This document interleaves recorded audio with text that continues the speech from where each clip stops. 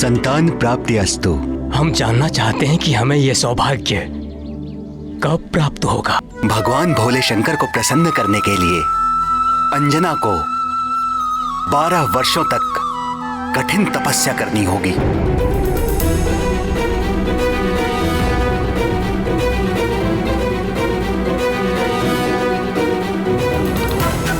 यहां से दक्षिण में त्रिलिंग देश में वेंकटाचल नामक पर्वत है, जिसे वाराह क्षेत्र भी कहते हैं।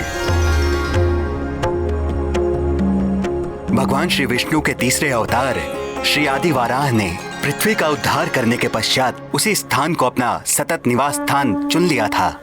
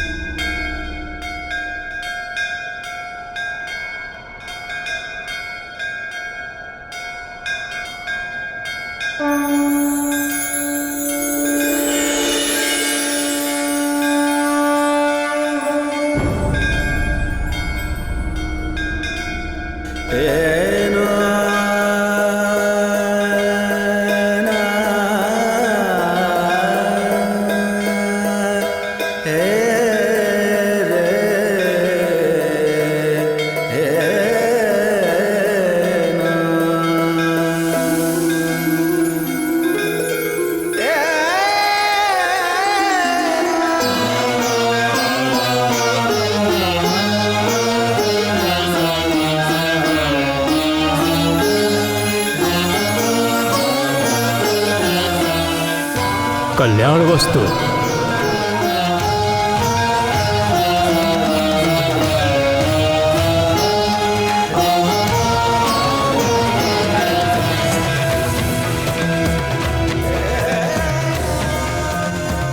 उसके उपरांत आकाश गंगा तीर्थ में स्नान करके तपस्या आरंभ करना।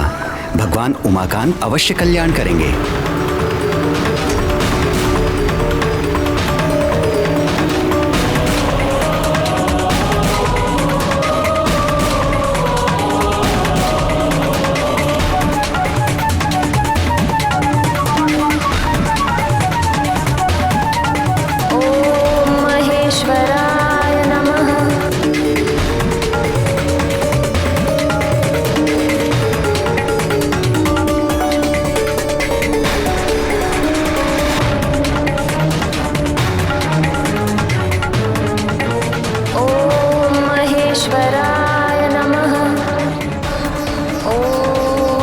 पशुपते नमः। ओम सर्वाय नमः। ओम विश्वरूपे नमः। ओम कपिदेवाय नमः।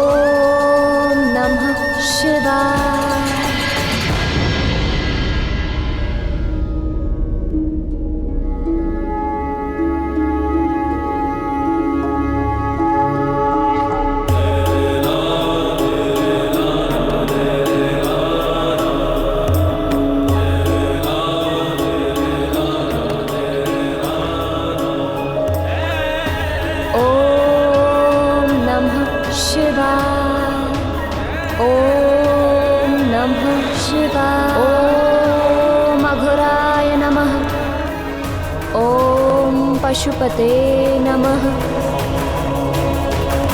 ओम नमः शिवाय। ओम नमः शिवाय।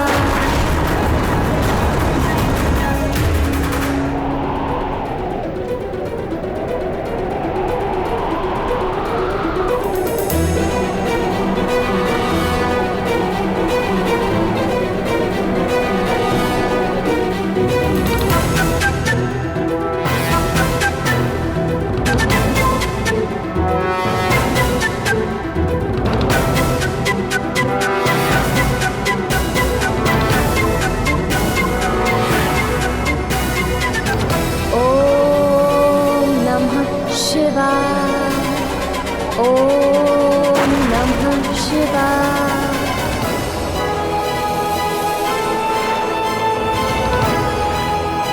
ॐ पशुपते नमः। इसी प्रकार कठोर तप करते हुए 12 वर्ष व्यतीत हो गए।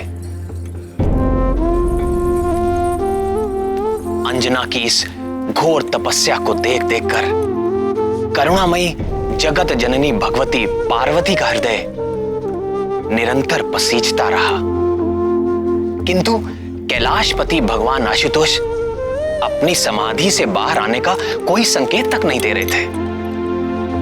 अंततः सत्व मूर्ति शैलपुत्री का धैर्य छूटने लगा।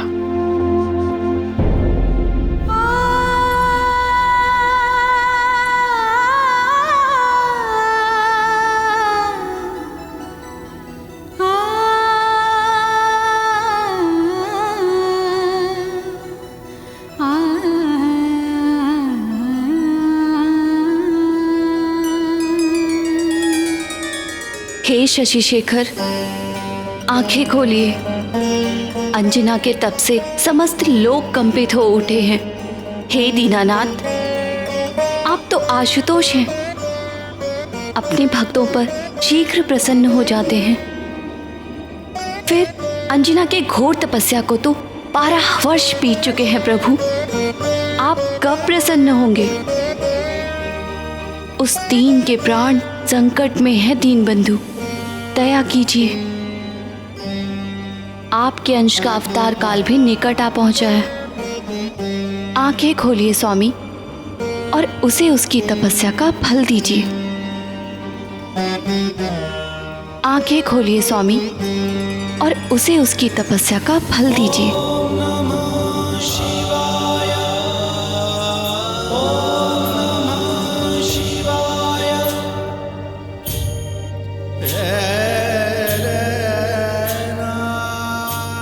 अभी नहीं करुणामयी, अभी एक परीक्षा शेष है।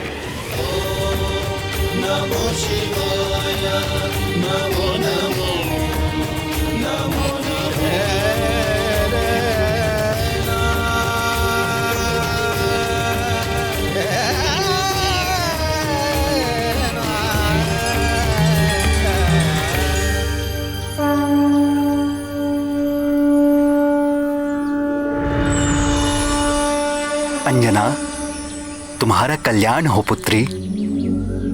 तुम्हारी तपस्या पूर्ण हुई। आंखें खोलो पुत्री।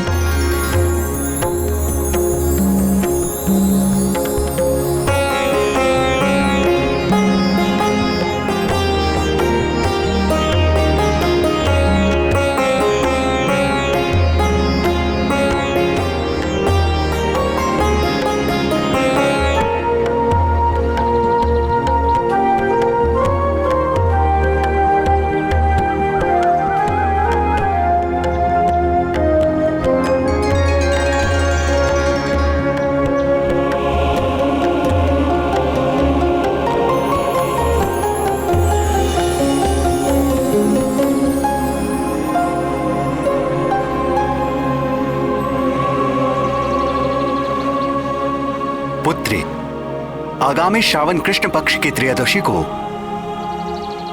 देवाधिदेव महादेव साक्षात तुम्हें दर्शन देंगे और आशीर्वाद प्राप्त होगा। उनके स्वागत का प्रबंध करो पुत्री। और ध्यान रहे पुत्री, भगवान भोले शंकर के सत्कार में कोई त्रुटि ना होने पाए।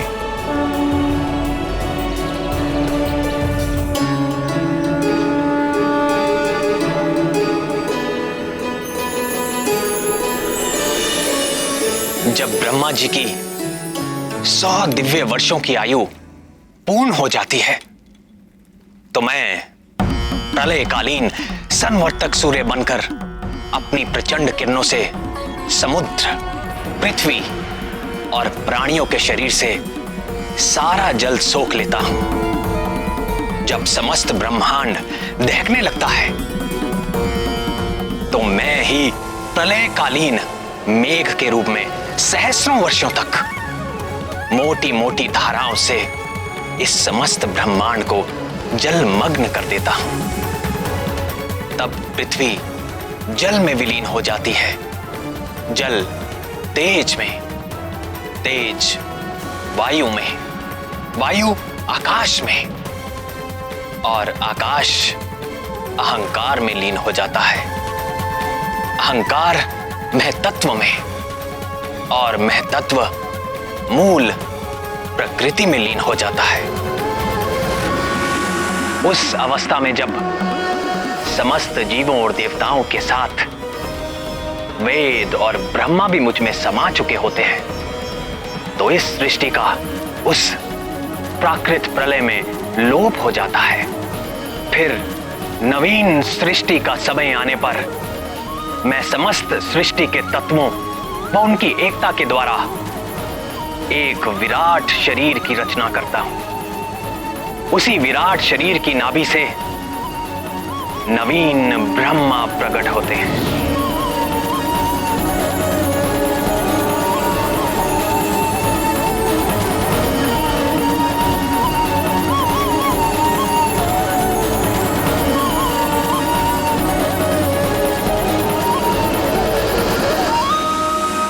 अगली प्राकृत सृष्टि के आरंभ में प्रिय हनुमान ब्रह्मा बनकर अपने इस जन्म में अर्जित ज्ञान, विज्ञान और मेरी प्रेरणा के आधार पर वेदों व पुराणों को धारण करेंगे। तत्पश्चात रजोगुण का आश्रय लेकर संकल्प शक्ति मात्र से सृष्टि कार्य में संलग्न होंगे और भू, भुवा और स्वः नामक त्रिलोकी की रचना करेंगे।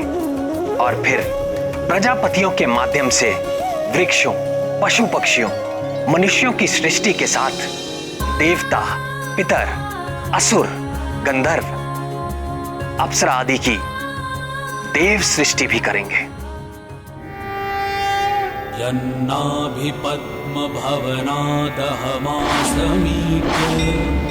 लोकत्रयोपकरणो यदनुग्रहेण तस्मै नमस्त उदरस्त भवाय। अपने आराध्य श्री राम के गुणगान और उनकी सेवा के अतिरिक्त महाबली हनुमान के हृदय में और कोई अभिलाषा नहीं। उनके लिए सारा संसार सिया राममय है। वो चुटकी बजाकर अपने प्रभु की उबासी दूर भगाएं या ब्रह्मा होकर सृष्टि करें, सब कुछ उनके लिए राम काज ही है। नैव मे दृशमनुस्पृशस्त भवाय योग निद्रावसान विकसन्नरिनेक्षणाय सोऽयं समस्त जगतां सुहृदेकयात्मा सत्त्वेन यन्मृडयते भगवान् भगेन। हनुमान जी की इतनी महिमा सुनकर मेरे मन में उनके बाल लीला सुनने का चाव और बढ़ गया है। किंतु प्रभु, उसके पहले उनके जन्म की कथा तो पूरी कीजिए। भगवान भोलेनाथ ने कब और कैसे अंजना को आशीर्वाद देके उसकी मनोकामना पूर्ण की, थोड़ा विस्तार में बताइए ना प्रभु। हाँ श्याम सुंदर, महादेव ने माता पार्वती से कहा था कि वो एक और परीक्षा लेना चाहते हैं। फिर क्या हुआ?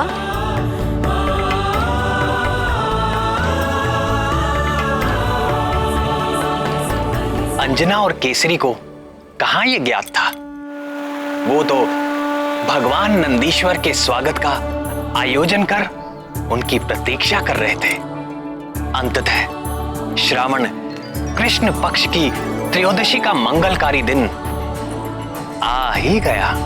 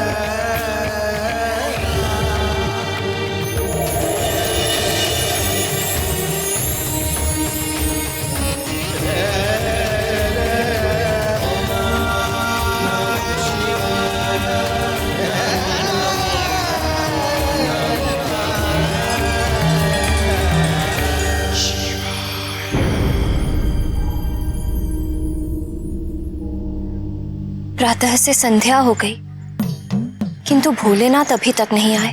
भक्ति भिक्षाम देहि, भवती भिक्षाम देहि, भवती भिक्षाम देहि।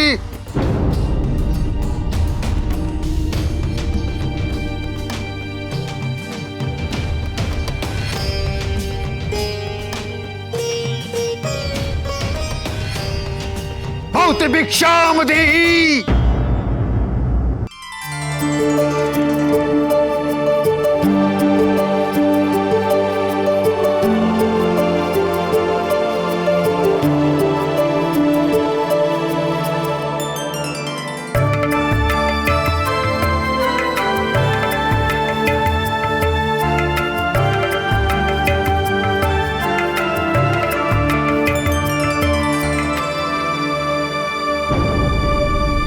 क्या इस बूढ़े के साथ उपहास कर रही हो?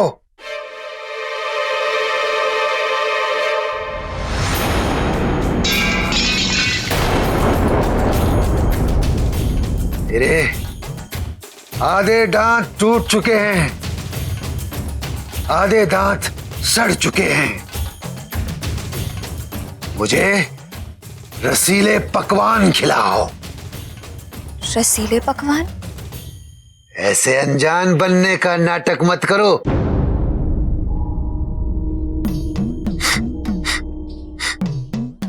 तुम्हारी रसोई में 56 भोग पकाए गए हैं और मैं बड़ी दूर से तुम्हारी उस सुगंध के पीछे यहां तक चला आया हूं। मैं वो भोग लगाए बगैर तुम्हारे द्वार से नहीं जाने वाला हूं।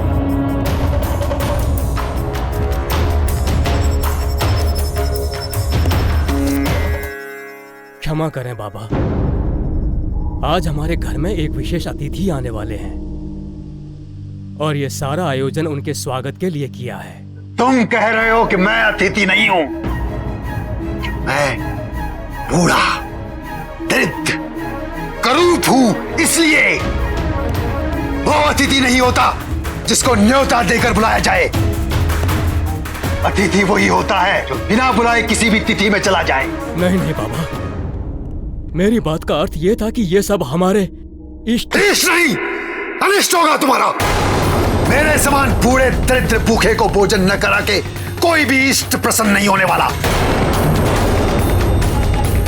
बोलो, कराते हो 56 भोग? तो मैं चला।